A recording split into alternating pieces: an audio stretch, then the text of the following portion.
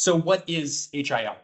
So the basic idea of HIL is you want to test a device or a controller. You want to see how it's going to react. We all have done design. You start with a theoretical design on paper or in a model offline. And the end goal is you want to have a physical device. How do you get between those points? HIL is one of those steps. So what we do is on one of our real-time simulators, you can simulate a physical system, an electronic system, like an inverter. You can simulate a microgrid. You can even simulate mechanical systems, thermal systems. Everyone here has used MATLAB Simulink before or seen MATLAB at least a little bit. If you can do it in MATLAB, you can basically do it in real time. And we have special libraries that go even further. So you can create this physical test environment. And the key difference is we do it at 1-to-1 for real time. So in your computer, when you run a simulation, it's just going to run it as fast as possible. If it's a really big simulation, take a long time. If it's really small, it'll be quick. For us, 1 second in the real world means 1 second in our simulation. So when you connect a device like a controller, like an inverter, like the Cinergia, you match it in real time. So 1 second in whatever you're simulating becomes 1 second in the real world. We've got a very, very tight control on that timing within, sub-microsecond, within nanoseconds. And we can do simulations that are up to about 500 kilohertz or so, depending. You can go even higher with your signal generation. So with inverter testing, you can do higher frequency inverter tests, things like that. We can go even lower. The sales guys are here if you want to know the pitch on that. But on a technical level, for context, we can operate up to that range. So on our simulator, we make these simulations, we run that configuration, and then we connect it to physical devices. So a microcontroller, a piece of equipment, whatever that might be. We use digital and analog signals for that, but we also use things like fiber optic link.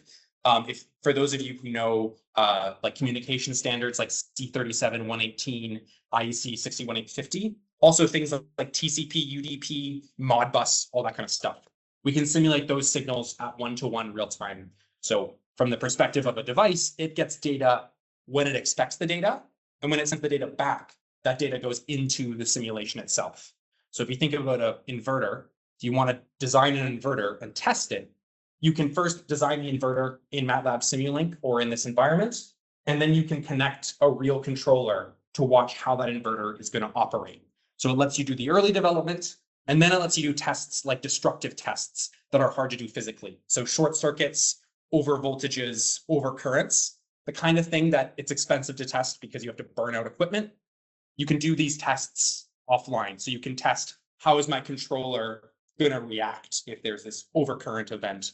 If for instance, we were talking about earlier, if you're testing like a battery system, overpowering a battery is really dangerous, but you can test it here without any danger. It's like tabletop, right? The next step we'll get to is when you actually use the Cinergia, because what you can do is you can use the Cinergia, instead of just creating these digital and analog signals, you can make high power signals. So you can make it output as if it was an inverter. So if you wanted to model and test your inverter, you could have it output the actual high power, or you could connect it to a power device like a motor or battery system or whatever it might be. So that's the basic idea. We design it, we put it in the model, we connect it with a real device, and then we can monitor the results and check what's going on. So this is the idea. You can think of it a little bit like that halfway point between fully designed in a computer and fully physical, right? We have parts of it in a computer and parts of it physical, but the physical parts don't know they aren't in the real world. From their perspective, everything arrives exactly when they expect, and the physical model responds like you'd expect from a physical model. So we have a bunch of different tools that we can use for different types of applications. So we do large phasor simulations. So I work on projects, we're modeling entire national grids, like the entire UK grid we're modeling in our software.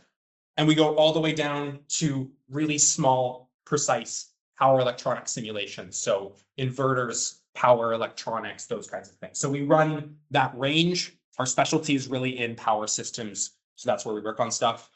We also have the middle category of like distribution systems, microgrids, things like that.